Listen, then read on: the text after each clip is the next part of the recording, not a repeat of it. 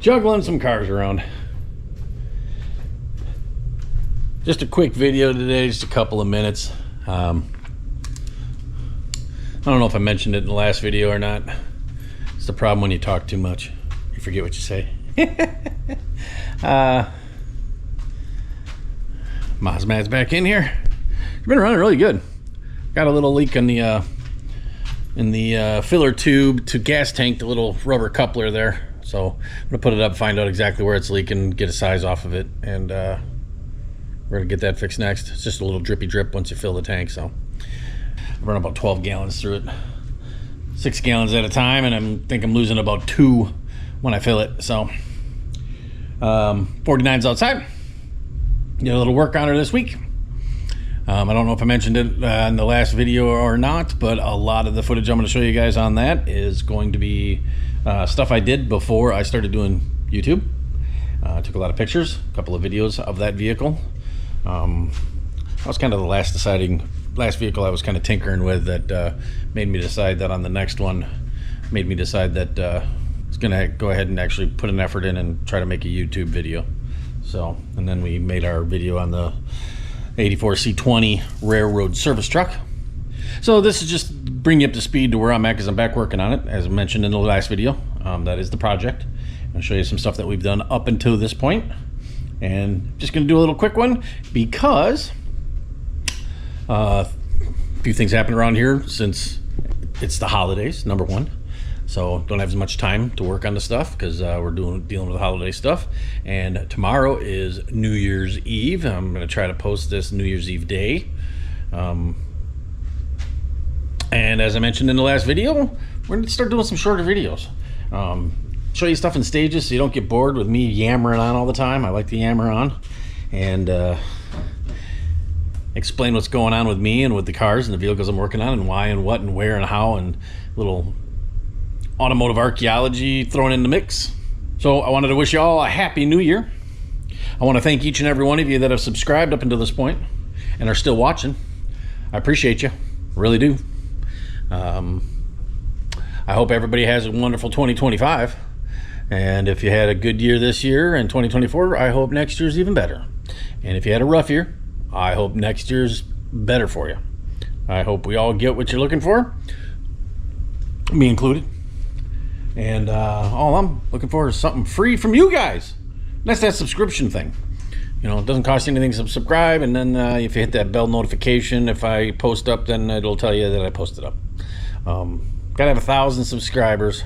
The goal was to have it by the first of the year, and I'm 140 subscribers short.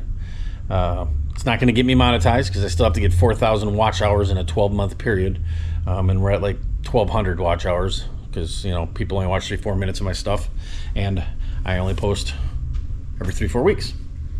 I'm trying to do something more weekly with smaller, shorter content, so bear with me. Hopefully 2025 we'll see our watch hours go up, and hopefully we'll have that 1,000 subscribers, as we're working more on cool stuff, man. You know, working on some cool stuff. Still got a few things to do on her. The Dragon Wagon, our 66 Chevy Nova Wagon. She's completely mobile, so we can pull her in and out. The 49 won't be coming back in because we're done with everything that needs to be done on the lift. We're buttoning up interior stuff. So yeah, I hope you all have a wonderful New Year's Eve and a great New Year's Day.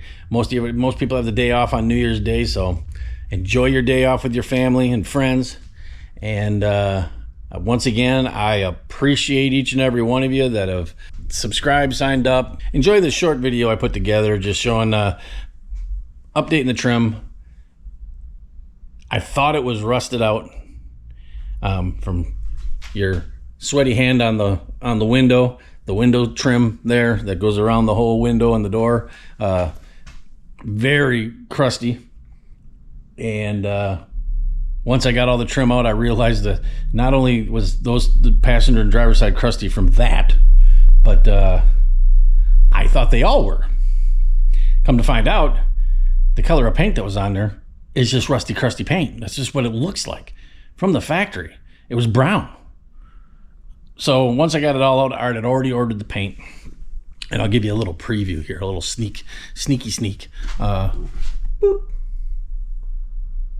These are what's left. They go around the doors and the back window. We also pinstriped the same color as the top. They were pinstriped like that. It was completely wore out, but when I got the stripping on them, I noticed that they had a pinstripe in there. So we went ahead and threw I had some cream color left over, and I threw some cream in there, and it looks good, and you'll see that soon. So thanks for stopping by. Well, as you can see, guys, I had these door trim and the rear window trim and everything taken out, and they're really crusty, and I thought they were all rusted, but and then I got to looking at the back ones, and you can see right there's the rust and the crust from the arms being sweaty being on there. But there's a back window one, and that's actually the brown color. I didn't realize that. I figured they were just rusty and crusty from age and time, and I had decided to paint them green anyways. Already bought the paint, so I stripped them down, and then I sanded out as much of the corrosion and rust as I could, and threw some primer on them, and just some rattle can primer, but it's a 2K primer, so it's got a mix of a hardener in it, so it's a quality body shop, rattle can.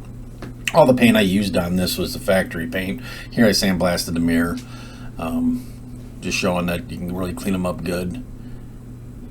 And then here is I think a second coat from a rattle can, and it's the kind where you push the button on the bottom of the can and then you shake it for 2 minutes and it mixes a hardener and reducer and everything's all in one can.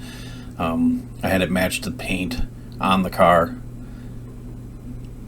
I thought the green would look good because the top of the dash is green, so all the trim would be on top. I'm not sure, if you look at the outside, the roof's cream, so the doors would, this trim around the windows and the doors would probably have looked good cream, but I like the darker color. I think the green looks better.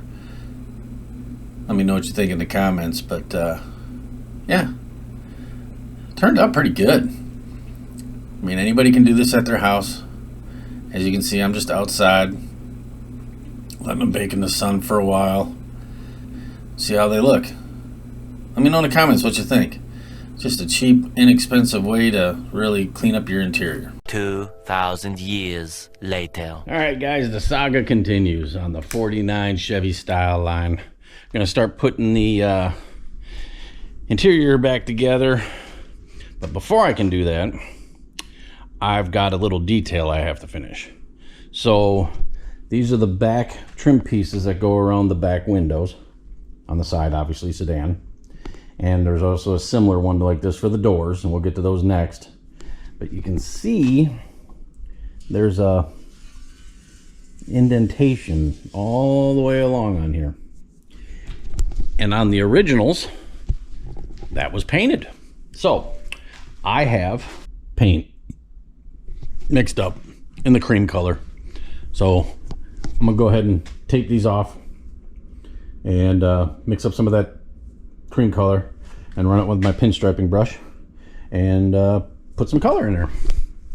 Nice little detail, make it look better, make it look more factory. We'll be one step closer to getting this old 49 back on the road, ready for its next happy owner. All right, let me get after that.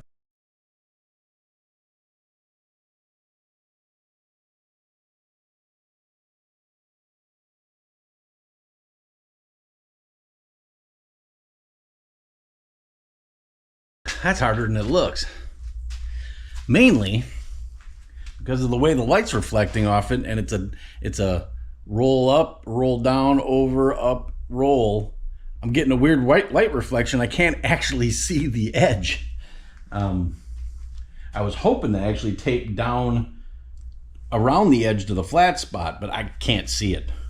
And I'm not going to spend too much time on this.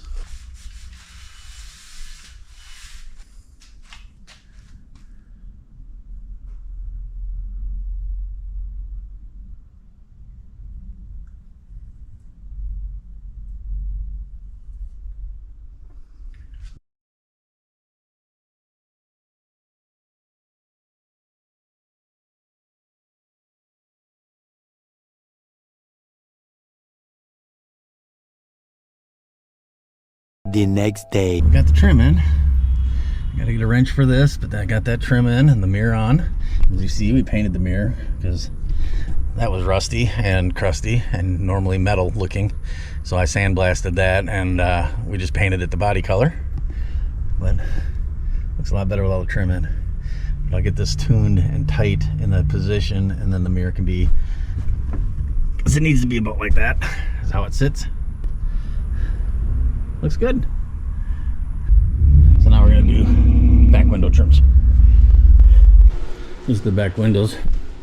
So that's the passenger side and the driver's side. Probably start with the passenger side first. We'll be good to go. Yeah, that went in a little better than I thought. So that looks good. A little pinstripe makes it look good. Now imagine, those were dark brown. I think the green pops a little more. Looks better.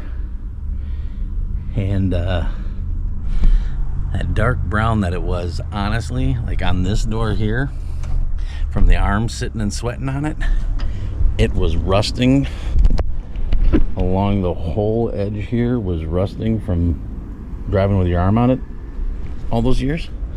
I honestly thought that all of the trim was surface rust. Yeah, looks good. I just gotta figure out that back window. I told you guys it was gonna be short. Sweet and to the point, right? Deal with the babbling in the beginning, sweet and to the point in the middle. Trying something new with narrating my slideshow that I had there. And I hope you liked it. Okay. And then we added a little video. So I hope you enjoyed the short content this time around. Just doing a quickie to end the year with. And as I said earlier, I'll say it again. I hope you have a blessed 2025. May next year be better than last year.